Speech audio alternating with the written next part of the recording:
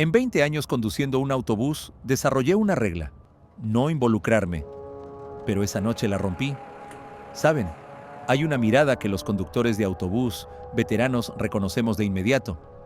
La mirada de alguien que no solo viaja a algún lugar, sino que huye de algo. Vi esa mirada en la mujer que subió a mi ruta en Sioux Falls. También vi el coche que nos siguió en la oscuridad. Según las instrucciones, debía seguir la ruta, pero decidí ayudar. Ahora, cuando cierro los ojos, solo pienso en una cosa: ojalá simplemente hubiera pisado el acelerador. Pensé que había pasado suficiente tiempo para que finalmente pudiera hablar de esto. No solo por mi propia tranquilidad, sino para que otros entiendan. A veces cuando ayudas a alguien, no sabes cómo terminará. Cambiaré los nombres, así como algunos detalles, pero la esencia seguirá siendo la misma.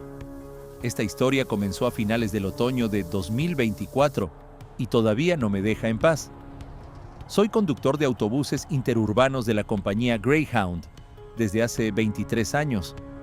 Mi ruta atraviesa los estados del norte, desde Sioux Falls, en Dakota del Sur, a través de Minnesota, hasta la frontera canadiense y de regreso. Carreteras largas y desiertas, pueblos pequeños donde todos se conocen, gasolineras de carretera con cajas abiertas las 24 horas y empleados solitarios. En estos años he visto de todo: pasajeros borrachos, peleas, emergencias médicas, incluso hubo un robo. Pero lo que sucedió esa tarde a mediados de noviembre lo cambió todo. El detective vino a mi casa temprano el lunes por la mañana. Acababa de regresar del turno de noche e iba a acostarme cuando sonó el timbre. Un hombre alto, de unos 50 años, con un abrigo oscuro y cara de cansado, se presentó como el detective Johnson del Departamento de Policía del Condado de Ramsey, Minnesota. Preguntó si podía dedicarle un poco de tiempo para hablar sobre una pasajera que viajó en mi autobús hace 2 semanas. El corazón me dio un vuelco. Supe de inmediato de quién hablaba: de la mujer con el abrigo pesado y la bufanda larga que subió en Sioux Falls y debía ir hasta North Bay, de aquella que estaba cubierta de moratones y cuyo marido persiguió nuestro autobús durante más de 300 kilómetros por la carretera nocturna. El detective dijo que su nombre era Sarah Miller, 38 años, maestra de escuela primaria, desaparecida hace 12 días. La última vez que la vieron fue precisamente esa noche cuando subió a mi autobús. Después de eso, nada, como si se hubiera desvanecido en el aire. Invité al detective a pasar, le serví café. Mis manos temblaban ligeramente cuando puse la taza sobre la mesa. Johnson sacó una libreta y preguntó si recordaba ese viaje en detalle. Respondí que sí, que lo recordaba. ¿Cómo no recordarlo? Después de ese incidente, no pude dormir bien durante varias noches seguidas. El detective me pidió que lo contara todo desde el principio, y empecé a recordar. Fue un martes, 15 de noviembre. Finales de otoño, ese año el invierno llegó temprano, y ya a principios de mes la temperatura por las noches bajaba a menos 10 grados. Mi ruta salía de Sioux Falls a las 9 de la noche. La llegada al destino final, North Bay, Ontario, estaba prevista para el día siguiente alrededor del mediodía. 14 horas y media de tiempo neto de viaje, sin contar las paradas. Recuerdo esa noche hasta el más mínimo detalle. La estación de autobuses Greyhound en Sioux Falls es un pequeño edificio de ladrillo rojo de una planta en las afueras de la ciudad. En la sala de espera había unas 12 personas, estudiantes, un par de ancianos, un hombre con un estuche de guitarra. La escena habitual para una ruta nocturna en un día laborable. Ella entró la última, literalmente 5 minutos antes de la salida. Yo estaba terminando de cargar el equipaje en el compartimento inferior del autobús. Por el rabillo del ojo, noté cómo una mujer entraba en el edificio de la estación con un enorme abrigo azul oscuro, claramente varias tallas más grande, y con una gruesa bufanda de punto enrollada de tal manera que apenas se le veía la cara. En ese momento pensé que iba demasiado abrigada para el tiempo que hacía. Menos 10 no es menos 30. La gente local suele llevar chaquetas a esa temperatura. Cuando entré al autobús y me senté al volante, ella ya estaba sentada en la tercera fila a la derecha, junto a la ventana. Me dio el billete sin decir palabra, extendiéndolo con mano temblorosa. Lo validé, miré la ruta. Sioux Falls, North Bay con transbordo en Winnipeg. Un viaje largo. La miré y vi que debajo de la bufanda, en su cuello, asomaba un oscuro moratón. Luego noté otro, bajo el ojo derecho. Ella se giró hacia la ventana, claramente sin querer que la observara. No era la primera vez que veía algo así. En 23 años de trabajo he visto muchas historias. Mujeres huyendo de sus maridos, hombres escondiéndose de acreedores o de la policía, adolescentes que se habían escapado de casa. El autobús no es un avión. Aquí no revisan los documentos tan a fondo, no te miran a la cara. Aquí puedes comprar un billete a nombre de otra persona y simplemente desaparecer. Siempre intenté no involucrarme. No es asunto mío, pensaba. Llevo gente del punto A al punto B y eso es todo. Pero esa noche algo no estaba bien. La mujer no solo parecía asustada, parecía absolutamente aterrorizada. Temblaba entera. Y no era un temblor de frío. Cada vez que alguien entraba al autobús o pasaba por el pasillo, se sobresaltaba y se giraba, apretando contra su pecho un gastado bolso de cuero. En sus ojos había un miedo animal. Solo había visto esa mirada una vez antes, en un ciervo que los faros de un camión atraparon en la carretera por la noche. Un segundo antes del impacto. Cerré las puertas, puse el contacto. Según el horario, debíamos salir a las 9 en punto. Ya había puesto la palanca en modo de marcha cuando noté por el espejo retrovisor un sedán negro que frenó bruscamente frente a la entrada de la estación de autobuses. El coche se paró de tal manera que bloqueaba la mitad de la entrada. De él saltó un hombre alto con chaqueta vaquera y gorra de béisbol y se dirigió a paso rápido hacia el edificio de la estación. Miré a la mujer de la tercera fila. Ella también lo vio. Su rostro se volvió blanco como el papel. Se encogió en el asiento, intentando esconderse detrás del respaldo del asiento delantero, y susurró algo para sí misma. No oí qué exactamente, pero por el movimiento de sus labios, pareció que era «No, no, no, por favor, no». El hombre entró corriendo al edificio de la estación. A través de las ventanas vi cómo se acercaba a la taquilla. Empezaba a preguntar algo a la empleada, señalando con las manos hacia el autobús. La empleada, una mujer mayor llamada Doris, a quien conocía desde hacía unos 15 años, negó con la cabeza, respondió algo. El hombre alzó la voz, incluso a través del cristal. Oí cómo gritaba. Doris retrocedió un paso, levantando las manos asustada. En el autobús había unas 15 personas. La mayoría ya dormitaba o miraba sus teléfonos. Nadie, excepto yo y esa mujer, prestaba atención a lo que ocurría afuera. Tomé una decisión. No sé qué me pasó. Quizás el cansancio, quizás la irritación porque el tipo le gritaba a Doris, o quizás simplemente esa mirada de la mujer, llena de desesperación y desamparo. Pisé el acelerador bruscamente y el autobús arrancó. Salimos de la estación por la salida trasera, que normalmente solo usaban los vehículos de servicio. Por el espejo vi cómo el hombre salía corriendo del edificio. Veía el autobús alejarse y corría hacia su coche. Pero ya estábamos girando hacia la carretera principal. Los primeros 20 kilómetros conduje más rápido de lo habitual, mirando constantemente los espejos. La carretera estaba vacía. Solo de vez en cuando aparecían coches en sentido contrario. Una noche de noviembre en Dakota del Sur es una oscuridad infinita, un cielo oscuro sin estrellas, las siluetas de árboles escasos a lo largo de la autopista.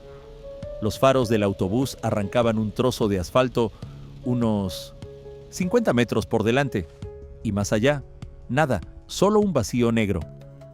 Aproximadamente en el kilómetro 25, vi unos faros detrás. Un coche se mantenía a una distancia de unos 300 metros. Iba a la misma velocidad que nosotros. Al principio pensé que era una coincidencia. La carretera es la misma, van en la misma dirección. Pero cuando reduje la velocidad, para comprobar, el coche también redujo.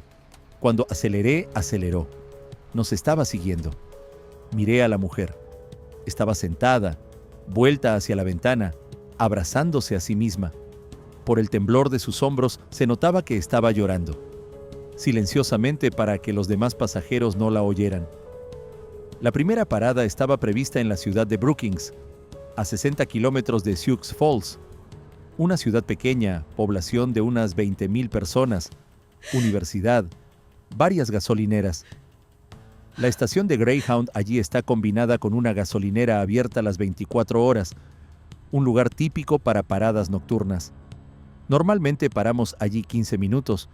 La gente va al baño, a fumar, a comprar café.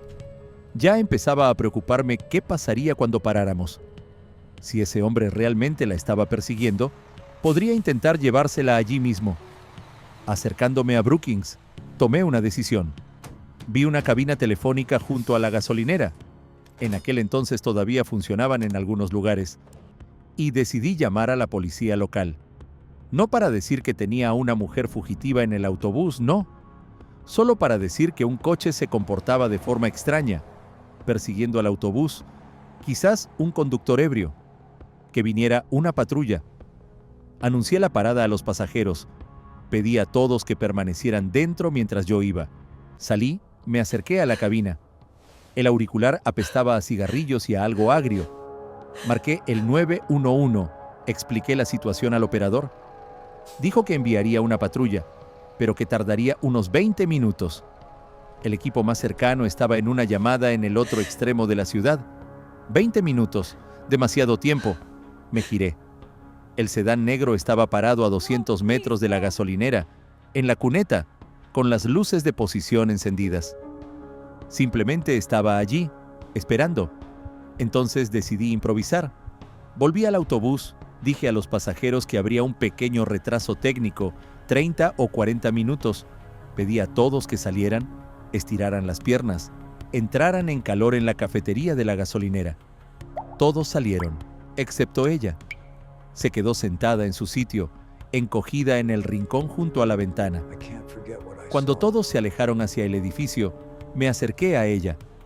Le pregunté en voz baja cómo se llamaba. Respondió, Sara. Le pregunté si era verdad que su marido nos seguía. Asintió. Le pregunté si la golpeaba. Volvió a asentir y las lágrimas rodaron por sus mejillas. Le dije que la ayudaría. No sé por qué. No sé qué demonios me impulsó a ello, pero le dije que la ayudaría a quitárselo de encima. Me miró con tanta sorpresa y gratitud que me sentí incómodo, como si le hubiera prometido algo imposible, como si le hubiera prometido salvarla de la mismísima muerte. El detective Johnson escuchaba atentamente, tomando notas en su libreta. Cuando hice una pausa, preguntó qué pasó después. Respiré hondo y continué. El plan era simple, pero arriesgado. En la ruta teníamos varias paradas más antes de la frontera, en Watertown, luego en Aberdeen y luego ya en Canadá. Pero decidí hacer una parada no programada en un pequeño pueblo entre Watertown y Aberdeen. El lugar se llamaba Cochrane, un pueblo diminuto, con menos de 1,000 habitantes, una calle principal, varias casas, una vieja iglesia y una gasolinera destartalada en las afueras. El lugar perfecto para dejar a alguien discretamente. Le expliqué el plan a Sara. Cuando nos acercáramos a Cochrane, reduciría la velocidad, como si tuviera problemas técnicos con el autobús. Me detendría en la cuneta. Ella saldría por la salida de emergencia en la parte trasera del autobús. La puerta se abre desde adentro sin alarma, si sabes cómo hacerlo. Saldría, cruzaría la carretera, se internaría en el bosque. Allí, a 300 metros de la carretera, había un antiguo camino forestal. Lo recordaba de viajes anteriores. Caminaría por él unos 2 kilómetros y saldría a Cochrane por el otro lado. Para entonces ya nos habríamos ido y su marido nos seguiría, sin saber que ella se había bajado. Me miraba y en sus ojos había tanta gratitud y al mismo tiempo tanto miedo que me dio escalofríos. Le pregunté si tenía dinero. Asintió, palmeando su bolso. Le pregunté si tenía a dónde ir desde Cochrane. Dijo que tenía una conocida allí, una vieja amiga de la universidad, que vivía en una granja a 15 kilómetros del pueblo. La llamaría y vendría a buscarla. Le di mi sudadera de forro polar porque solo llevaba ese abrigo enorme y por la noche en el bosque haría frío. Cogió la sudadera, la apretó contra su pecho, susurró: «Gracias». Le temblaba la voz. Nos pusimos en marcha. El sedán negro nos siguió. Se mantuvo a la misma distancia, unos 300 metros, ni más cerca ni más lejos, como si estuviera atado por un hilo invisible. Miraba por el espejo cada 30 segundos. Los faros de su coche en la oscuridad de la noche parecían dos ojos amarillos de un depredador acechando a su presa. Pasamos por Watertown sin parar. Les dije a los pasajeros que teníamos un cambio en el horario, que pararíamos solo en Aberdeen. Nadie protestó, la mayoría dormitaba. El autobús zumbaba por la carretera nocturna vacía. Por las ventanillas pasaban las luces escasas de las granjas, las siluetas de los hilos de grano, campos interminables bajo un cielo negro. Puse la radio a un volumen muy bajo. Sonaba una vieja canción country. Sara estaba sentada inmóvil, mirando por la ventana. Vi su reflejo en el espejo. Un rostro pálido, ojos rojos de llorar, las manos apretadas en puños. Parecía una persona que ya había tomado una decisión y ahora solo esperaba a ver cómo terminaba todo. Alrededor de las 11:30 de la noche, nos acercábamos al lugar deseado. A la derecha de la carretera comenzaba un denso bosque, pinos y abetos, una pared compacta que se adentraba en la espesura. A la izquierda, un campo abierto, cubierto por la primera nieve. Avisé a Sara con un gesto. Levanté la mano, mostré 5 dedos, 5 minutos. Ella asintió. Comencé a reducir la velocidad suavemente. Encendí las luces de emergencia. Me detuve en la cuneta, paré. Apagué el motor. Varios pasajeros levantaron la cabeza. Preguntaron qué pasaba. Dije que parecía haber un problema con la caja de cambios, que lo comprobaría. 2 minutos. Salí del autobús, di una vuelta, abrí el capó. Fingí que comprobaba algo dentro. Por el espejo retrovisor lateral, vi cómo el sedán negro se detenía 300 metros más atrás. No se acercó más. Simplemente se quedó parado con las luces encendidas. Dentro del autobús, Sara se levantó de su asiento.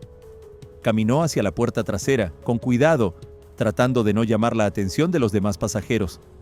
La mayoría, de todos modos, no miraba en su dirección. Algunos dormían, otros miraban sus teléfonos. Encontró la palanca de apertura de emergencia. La presionó. La puerta se abrió sin hacer ruido. El aire frío de la noche irrumpió en el salón. Vi todo esto por el rabillo del ojo, mientras seguía hurgando bajo el capó. Sara saltó al suelo. La puerta se cerró tras ella. Cruzó rápidamente la carretera y desapareció en el bosque. Todo tomó menos de 30 segundos. Cerré el capó de golpe. Volví al autobús. Dije a los pasajeros que todo estaba bien. Una pequeña avería, podíamos seguir. Arranqué el motor. Volví a la carretera. Por el espejo vi cómo el sedán negro arrancaba detrás. Nos siguió. El plan había funcionado. Las siguientes 2 horas conduje con cara de piedra, pero por dentro todo hervía de tensión nerviosa. El sedán seguía siguiéndonos. Así que no se dio cuenta de que ella se había bajado. O se dio cuenta y solo estaba esperando el momento adecuado. No sabía qué era peor. En Aberdeen, cuando paramos los 15 minutos reglamentarios, él también paró. Vi cómo salía del coche, se acercaba al autobús. Un hombre alto, de hombros anchos, unos 40 años, pelo corto y rostro duro. Se quedó en la entrada, mirando a los pasajeros que salían a estirar las piernas. La buscaba con la mirada. Luego subió al autobús. Sentí un sudor frío recorrer mi espalda. Pasó lentamente por el salón, mirando las caras de los pasajeros. Llegó a las filas traseras. Se detuvo junto al lugar donde ella había estado sentada. El asiento estaba vacío. Se quedó de pie mirando el asiento vacío durante varios largos segundos. Luego se giró bruscamente hacia mí. Preguntó dónde estaba la mujer que se sentaba allí. Dije que no sabía, que probablemente había salido con todos los demás. Me miró con una mirada larga y escrutadora. En sus ojos había algo pesado, frío. Luego dio media vuelta y salió. Observé a través del parabrisas cómo rodeaba todo el edificio de la estación. Miraba en los baños, en la cafetería. Luego volvió a su coche. Se metió dentro. Sacó el teléfono. Empezó a llamar a alguien. Habló mucho rato, unos 10 minutos. Vi cómo gesticulaba. Golpeaba el volante con el puño. Cuando volvimos a ponernos en marcha, no nos siguió. Su coche se quedó en el aparcamiento de la estación de Aberdeen. Vi por el espejo cómo se hacía cada vez más pequeño, hasta que desapareció por completo. Por primera vez en las últimas 3 horas, respiré aliviado. Mientras le contaba esta historia al detective Johnson, reviví esa tensión. Él escuchaba en silencio, asintiendo de vez en cuando. Cuando terminé, preguntó si Sarah se había puesto en contacto conmigo después de esa noche. Respondí que no, ni una sola vez. Le di mi número de teléfono por si acaso, pero nunca llamó. El detective preguntó si recordaba el nombre de la amiga a la que iba a ver desde Cochrane. Negué con la cabeza. No dijo el nombre, solo que la amiga vivía en una granja no lejos de la ciudad. Johnson anotó algo en su libreta. Luego me miró y dijo que tenía malas noticias. Sarah Miller nunca apareció en Cochrane. O más bien, apareció, pero luego desapareció. El sheriff local recibió una consulta del marido de Sarah, el mismo hombre que persiguió el autobús, 4 días después de ese viaje. El marido afirmaba que su mujer había desaparecido. La última vez la vieron subiendo a un autobús en Sioux Falls. El sheriff de Cochrane empezó a interrogar a los residentes locales. Resultó que 3 personas vieron a una mujer que coincidía con la descripción de Sarah la mañana siguiente a esa noche. Estaba sentada en la única cafetería del pueblo, tomando café. Parecía asustada. Uno de los testigos, una camarera anciana llamada Gloria, dijo que la mujer preguntó cómo llegar a la granja de los Hendrickson, a 15 kilómetros al norte del pueblo. Gloria le explicó el camino. Después de eso, vieron a Sarah subiendo a la vieja camioneta de un granjero local, que aceptó llevarla. El granjero se llamaba Roy Mackenzie. Tenía 72 años, toda la vida en Cochrane. La policía lo interrogó. Confirmó que llevó a la mujer hasta el desvío de la granja de los Hendrickson. La dejó allí, en el cruce de caminos, a unos 2 kilómetros de la granja. Ella le dio las gracias y se fue caminando. Él se fue. Nadie más la vio. La policía fue a la granja de los Hendrickson. La granja pertenecía a la familia desde hacía 3 generaciones. El viejo John Hendrickson, su esposa Martha y su hijo adulto David. Los 3 afirmaron que ninguna mujer había venido a verlos. No habían visto a nadie. No tenían conocidos de apellido Miller y no conocían a ninguna Sarah. La policía registró la granja. No encontraron nada. Registraron los alrededores. Tampoco nada. Como si Sarah hubiera llegado al desvío de la granja y se hubiera desvanecido en el aire. El detective Johnson guardó silencio, mirándome. Luego preguntó si no me pareció extraño que Sarah tuviera tanto miedo de su marido. No entendí la pregunta. Por supuesto que no me pareció extraño. Tenía toda la cara llena de moratones, temblaba de miedo. El detective asintió, y luego dijo algo que le dio la vuelta a todo. Hablaron con el marido de Sarah. Se llama Michael Miller, 42 años. Trabaja como ingeniero en una empresa de construcción. Les mostró documentos médicos. Sarah Miller sufrió un grave accidente de coche hace 3 años. Sufrió un traumatismo cráneoencefálico. Desde entonces, sufre un trastorno paranoide y alucinaciones periódicas. Se había escapado de casa varias veces, afirmando que su marido quería matarla. Cada vez la encontraban y la devolvían a casa. Michael mostró informes del psiquiatra, recetas de medicamentos, incluso una orden judicial que le nombraba su tutor. Los moratones en su cara, según Michael, se los hizo al caer por las escaleras en su casa 2 días antes de escapar. Él llamó a una ambulancia. Hay registro de la llamada. Hay un informe de los médicos. Confirmaron. La mujer se cayó, se golpeó, se negó a ser hospitalizada. Michael dijo que esa noche realmente persiguió el autobús, porque sabía que su esposa, en otro ataque de paranoia, se había escapado y quería llevarla a casa. No quería hacerle daño. Solo quería que volviera y tomara sus medicamentos. Yo estaba sentado, escuchando todo esto, y no podía articular palabra. El detective Johnson me miraba, esperando una reacción. Le pregunté si creía esa historia. Johnson se encogió de hombros. Dijo que no sabía. Los documentos parecían auténticos. Michael Miller incluso pasó la prueba del polígrafo. La pasó limpiamente. No tiene antecedentes penales, ni quejas de vecinos por violencia doméstica, nada. Pero hay una rareza, añadió el detective.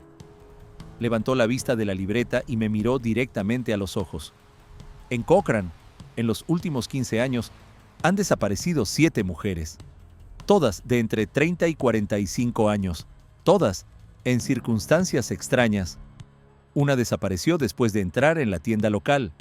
Otra después de parar en la gasolinera. La tercera iba caminando por la autopista. La recogieron y desapareció. Nunca encontraron a ninguna. La policía llevó a cabo investigaciones. Cada vez llegaban a un callejón sin salida, sin cuerpos, sin testigos, sin pruebas. El pueblo es pequeño, todos se conocen, todos callan, o realmente no saben nada. El detective Johnson, de Ramsey, empezó a recopilar información sobre estos casos hace 3 meses, intentando encontrar una conexión. De momento, sin éxito. Pregunté por la granja de los Hendrickson. El detective sonrió, pero sin humor. Dijo que la familia Hendrickson es influyente en el pueblo. Poseen gran parte de las tierras del condado. Conocen al sheriff local, al juez, al alcalde. Se les trata con respeto. Cuando la policía fue a registrar la granja, el propio sheriff local vigiló que todo fuera legal, sin abuso de autoridad. No encontraron nada. El detective cerró la libreta. Dijo que oficialmente el caso de Sarah Miller sigue abierto, pero está en un callejón sin salida. Michael Miller volvió a casa. Presentó una solicitud para declarar a su esposa desaparecida. En 6 meses podrá solicitar que se la declare muerta. Antes de irse, Johnson me dejó su tarjeta. Me pidió que llamara si recordaba algún otro detalle, o si Sarah de alguna manera se ponía en contacto. Cogí la tarjeta, prometí llamar. Cuando se fue, me quedé sentado a la mesa mucho rato, mirando al vacío. En mi cabeza daban vueltas las mismas preguntas. ¿Ayudé a una mujer a escapar de un maltratador? ¿O ayudé a una enferma mental a escapar de un marido solícito directamente a las manos de un asesino en serie? ¿O no es nada de eso? Y allí, en Cochran, está pasando algo mucho peor. No podía dejarlo así. Los siguientes 3 días anduve como en una nube, haciendo mis rutas en piloto automático, but en mi cabeza repasaba constantemente esa noche. El rostro de Sarah, sus manos temblorosas, esa mirada llena de terror. Las palabras del detective sobre 7 mujeres desaparecidas. La granja de los Hendrickson. La historia de Michael Miller sobre una esposa enferma mental. Algo no encajaba. Lo sentía en mis entrañas. En 23 años de trabajo como conductor, he visto a mucha gente. He aprendido a leerla. Sarah no parecía una persona delirante. Parecía una persona que huía para salvar su vida. El viernes tenía el día libre. Me subí a mi viejo Ford y conduje hasta Cochran. Desde mi casa hasta ese pueblo hay unos 400 kilómetros. El viaje me llevó 5 horas. Conduje por la misma carretera por la que llevé el autobús esa noche, y fue una sensación extraña ver todo aquello a la luz del día. El lugar donde paré para que ella pudiera bajarse. El bosque al borde de la carretera, que a la luz del día parecía normal, casi acogedor. Pinos espolvoreados de nieve, senderos por los que claramente caminaba gente. Cochran me recibió con un cielo gris y una calle principal desierta. Un típico pueblo pequeño del medio oeste. Casas de una planta de madera y ladrillo. Una iglesia con un campanario blanco. Una ferretería, correos, una gasolinera a la entrada. Una cafetería con un letrero de neón. La población, como supe después, 917 personas.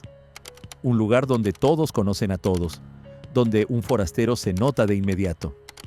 Aparqué junto a la cafetería. Dentro hacía calor, Olía a café y a bacon frito. Detrás de la barra había una mujer mayor con el pelo canoso recogido en un moño. Supuse de inmediato que era Gloria, la camarera que vio a Sara. En un rincón, 3 hombres con monos de trabajo bebían café y jugaban a las cartas. Cuando entré, todos se giraron y me miraron, con una mirada larga y evaluadora. Me senté en la barra, pedí un café y un sándwich. Gloria trajo el pedido en silencio. Le pregunté si llevaba mucho tiempo trabajando allí. Respondió que 38 años. Le dije que había oído que había hablado recientemente con la policía sobre una mujer desaparecida. Gloria se tensó. Preguntó quién era yo. Me presenté, dije que yo era el conductor del autobús que trajo a Sara a esta zona. Gloria retrocedió un paso, se cruzó de brazos. Dijo que ya le había contado todo a la policía, que no tenía nada más que añadir. Intenté hacerla hablar, pero se dio la vuelta y se fue a la cocina. Los hombres del rincón nos habían estado observando en silencio todo el tiempo.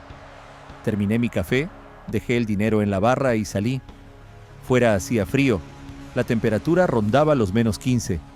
El viento soplaba entre las casas. Caminé por la calle principal, entré en la ferretería.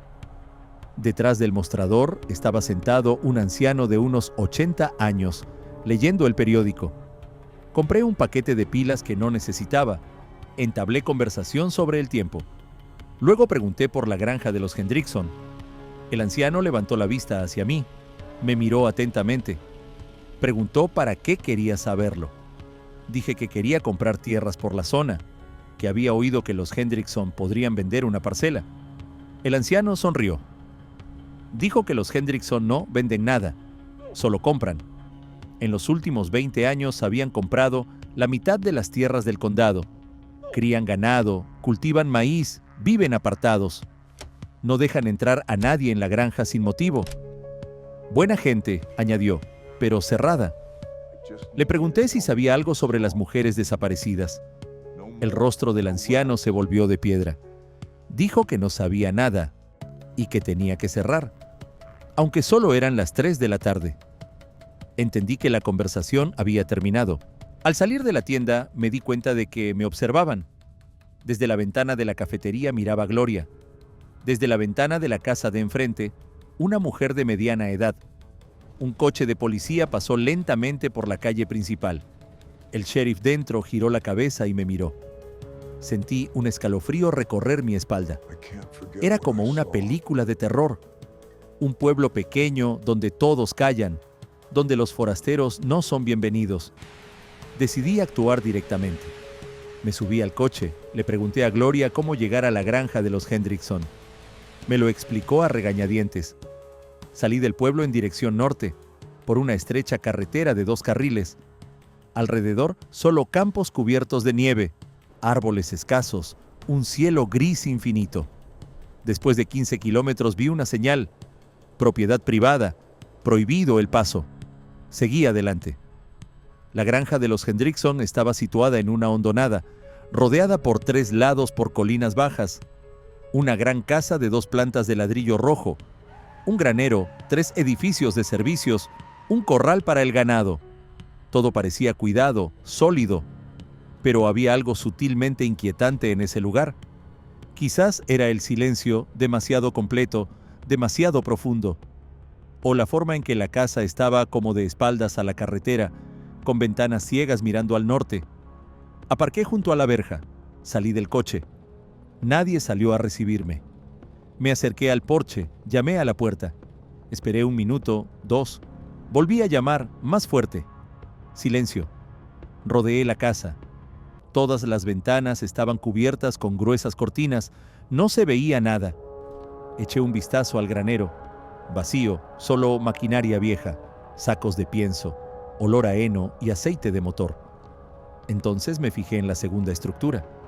Estaba a unos 50 metros de la casa principal, parcialmente oculta tras el granero. Un pequeño edificio de una planta de piedra gris, sin ventanas, con una única puerta metálica pesada. Parecía viejo, de al menos 50 años. Me acerqué. La puerta estaba cerrada con un candado enorme. Intenté mirar por la rendija. Oscuridad. No se veía nada.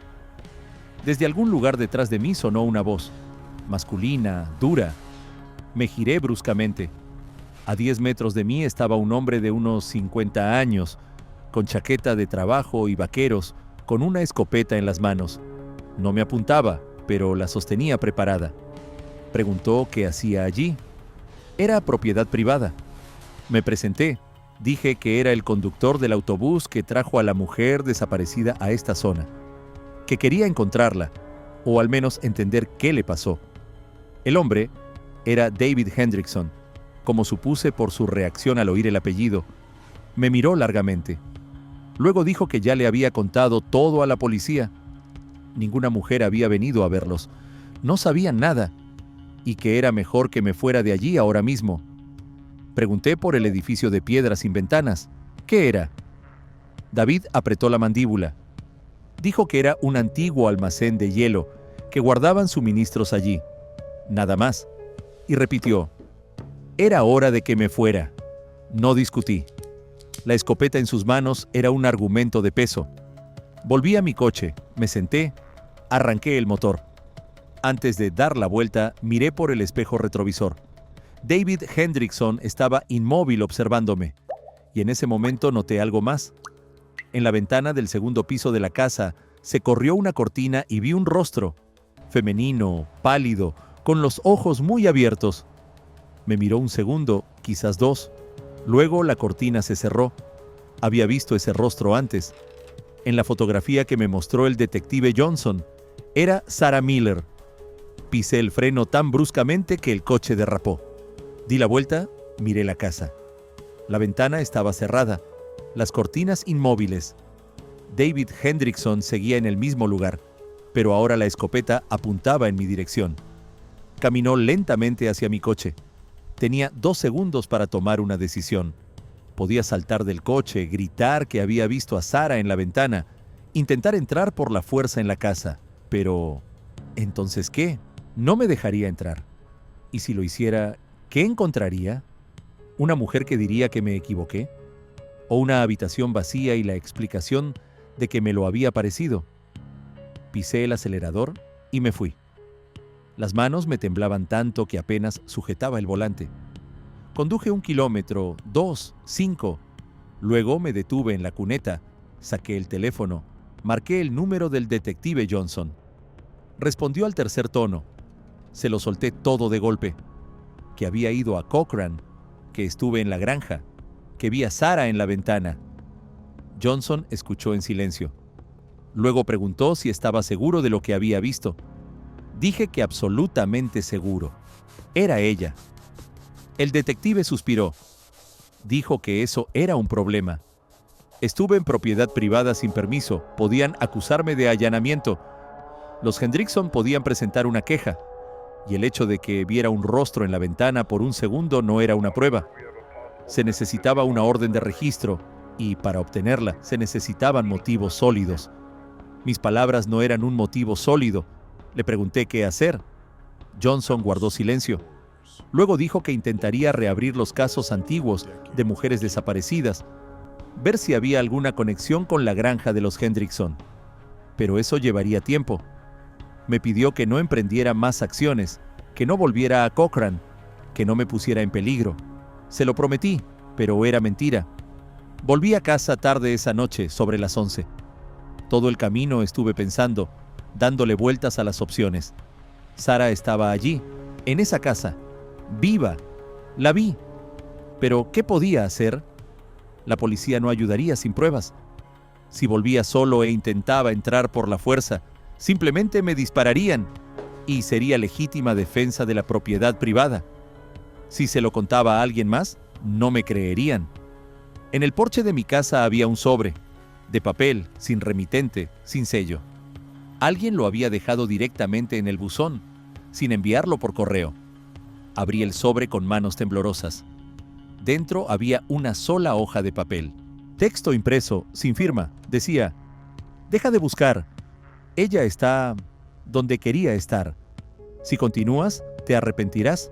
Sabemos tu dirección, también tu ruta».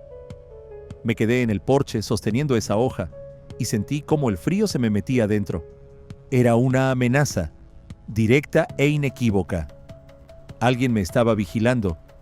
Alguien sabía que había ido a Cochrane, que había estado en la granja, y ese alguien quería que me callara y me olvidara de todo. Llamé de nuevo al detective Johnson. Le conté lo de la carta. Llegó en 40 minutos, se llevó la carta como prueba. Dijo que esto era serio, que ahora había un motivo para una investigación más a fondo. Llevaría la carta a analizar, intentaría sacar huellas dactilares, comprobar el papel, pero vi la duda en sus ojos. No creía que esto fuera a llevar a algo. El pueblo de Cochrane estaba fuera de su jurisdicción. El sheriff local no mostraba interés en el caso. Los Hendrickson eran una familia influyente. Y no teníamos nada, excepto mis palabras sobre un rostro en la ventana y una carta anónima con amenazas. Pasó una semana. El detective Johnson llamó 2 veces para informar sobre el progreso de la investigación. El análisis de la carta no dio nada. Papel corriente, se vende en cualquier tienda, sin huellas, texto impreso en una impresora láser. Ninguna pista. Siguió investigando los casos antiguos de mujeres desaparecidas. Encontró algunas coincidencias. 3 de las 7 desaparecidas fueron vistas por última vez, precisamente en la zona de la granja de los Hendrickson. Pero eran pruebas circunstanciales, nada concreto. Seguí trabajando, llevando gente por mi ruta, pero ahora cada viaje era una prueba. Miraba constantemente los espejos, comprobando si alguien me seguía. Cada coche negro me provocaba un ataque de pánico. Dormía mal, me despertaba constantemente al menor ruido. 2 veces me pareció que alguien estaba parado junto a mi casa por la noche, observando desde la oscuridad. Al 10º día después de ese viaje a Cochrane, recibí otra carta. De nuevo en el buzón, de nuevo sin sello. La abrí con manos temblorosas, esperando nuevas amenazas, pero no era una carta con amenazas. Dentro del sobre había un pequeño trozo de tela. Tela azul oscuro con un patrón de punto. La reconocí de inmediato. Era un fragmento de la bufanda de Sarah, la misma que llevaba esa noche en el autobús, y nada más. Ni una palabra, ni una nota. Solo ese trozo de tela. Entendí el mensaje. Sabían que reconocería la bufanda. Me estaban mostrando que tenían a Sarah, o lo que quedaba de ella. Llamé a Johnson de nuevo. Vino, se llevó la tela. La llevó a analizar, para comprobar el ADN, rastros de sangre, cualquier cosa. Los resultados llegaron 3 días después. El ADN coincidía con el de Sarah Miller. No había rastros de sangre. La tela estaba limpia, como si la hubieran lavado a propósito. El detective dijo que esto era suficiente para obtener una orden de registro para la granja de los Hendrickson. Presentó la solicitud al juez, pero el juez la denegó. Dijo que las pruebas no eran suficientes. Un trozo de tela podría haber sido colocado por cualquiera. No probaba que Sarah estuviera en la granja. Se necesitaban motivos más sólidos. Sentí que me estaba volviendo loco. Sarah estaba allí. Lo sabía. La había visto con mis propios ojos. Tenía un trozo de su bufanda. Pero nadie hacía nada. El sistema no funcionaba. Y el tiempo corría. Tomé una decisión. La última, desesperada, loca decisión. 2 días después, volví a conducir a Cochrane. De noche. Llevé una linterna, una palanca, un cuchillo. Sabía que estaba haciendo algo ilegal, que podían dispararme, que esto podría terminar muy mal para mí. Pero no podía simplemente sentarme y esperar a que Sarah muriera en algún sótano o en esa estructura de piedra sin ventanas. Llegué a la granja sobre las 2 de la mañana. Dejé el coche a 1 kilómetro de la verja, en un bosquecillo, para que no se viera. Caminé hasta la granja. Hacía frío, unos -20. La luna iluminaba los campos nevados con una luz fantasmal. No había ni una sola luz encendida en la casa. Todo dormía. Rodeé la casa por detrás. Llegué a esa estructura de piedra. El candado de la puerta era enorme, viejo. Intenté forzarlo con la palanca sin éxito, demasiado fuerte. Di la vuelta intentando encontrar otra entrada, una ventana, cualquier cosa, nada. Muros de piedra macizos. Entonces oí un sonido. Bajo, apenas perceptible. Un golpe, rítmico. Venía del interior del edificio de piedra. Pegué la oreja a la puerta. El golpe se repitió 3 veces. Pausa. Otra vez 3 veces. Era una señal. Alguien estaba allí dentro y ese alguien pedía ayuda. Golpeé el candado con la palanca con todas mis fuerzas. 1, 2, 3 veces. El sonido fue ensordecedor en el silencio de la noche. El candado no cedía. Golpeé una y otra vez. En algún lugar de la casa se encendió una luz. Oí un grito. Una voz masculina, áspera, llamando a alguien. Luego, ladridos de perros. Seguí golpeando el candado desesperadamente, sabiendo que me quedaban segundos. Otro golpe, otro. El candado se agrietó. Un último golpe. El candado saltó en pedazos. Tiré de la puerta. Se abrió de golpe. Desde la oscuridad interior olía a humedad, a moho y a algo más, a miedo. Apunté la linterna hacia adentro y vi unas escaleras que bajaban a un sótano. Detrás de mí sonaron pasos, gritos, los ladridos de los perros cada vez más cerca. Me di cuenta de que tenía 30 segundos, 1 minuto como máximo, antes de que me atraparan. Me lancé escaleras abajo. El sótano era grande, dividido en varias estancias. Corrí por un pasillo estrecho, alumbrando con la linterna. Puertas a la izquierda, a la derecha. Las abrí de golpe una tras otra. La primera, una habitación vacía con un catre y una cadena fijada a la pared. La segunda, lo mismo. La tercera, allí estaba Sara. Estaba sentada en un rincón, encadenada por el tobillo, delgada, sucia, con la ropa hecha jirones. Cuando la luz de la linterna iluminó su rostro, gritó y se cubrió los ojos con las manos. Me abalancé hacia ella. Empecé a intentar soltar el candado de la cadena. Ella no me reconocía. Se debatía, arañaba, pensaba que eran ellos que volvían. La agarré por los hombros, la obligué a mirarme. Le grité que era el conductor del autobús, el que la ayudó a escapar, que había venido a salvarla. Ella escudriñó mi rostro y poco a poco el reconocimiento apareció en sus ojos. Susurró mi nombre. El candado de la cadena no cedía. Lo golpeé con la palanca, pero no había tiempo. Arriba sonaron gritos, pisadas en las escaleras. Estaban bajando. Me giré, vi siluetas en la puerta. 3 personas. David Hendrickson delante, con la misma escopeta. Dijo que había cometido un grave error. Un error muy grande. Y ahora me quedaría allí, para siempre, junto con ella. Comprendí que era el fin, pero había logrado hacer una cosa antes de ir a la granja. Se lo conté todo a una persona, a una reportera del periódico local, llamada Carol Richards. Le di todos los detalles, todas las pistas, la dirección de la granja.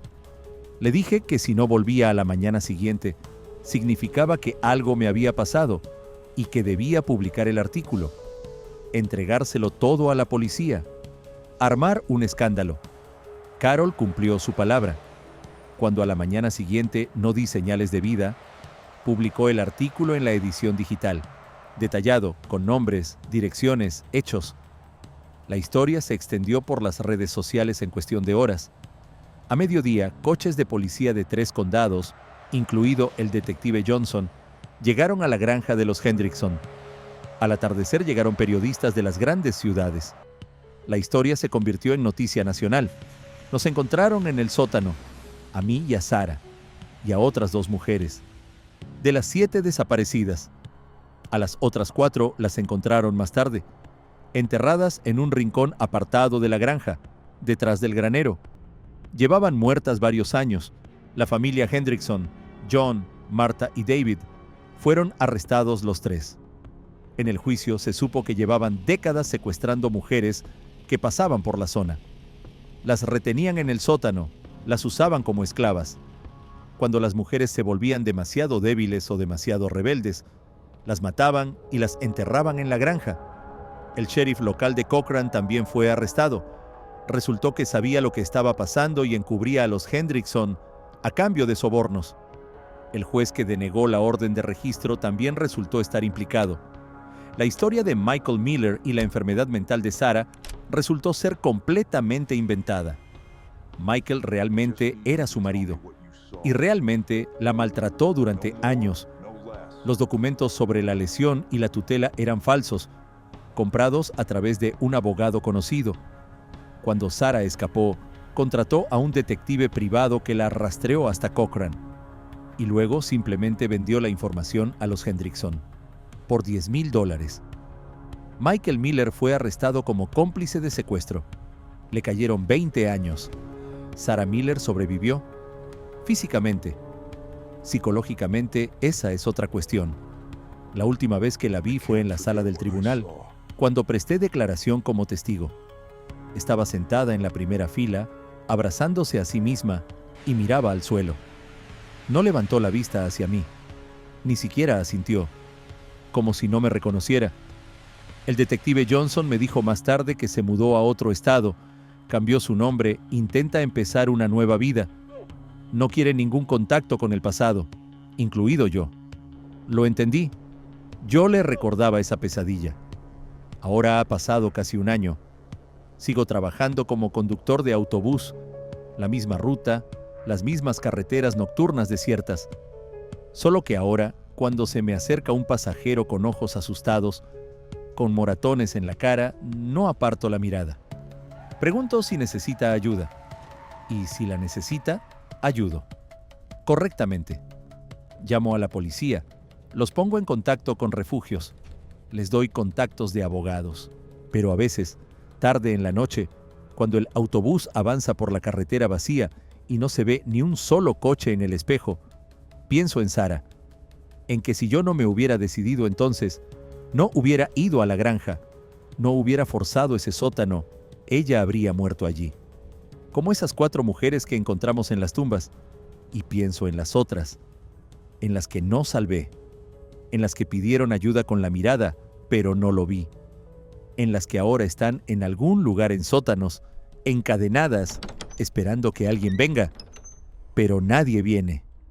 Pienso en esto cada noche y no puedo dormir.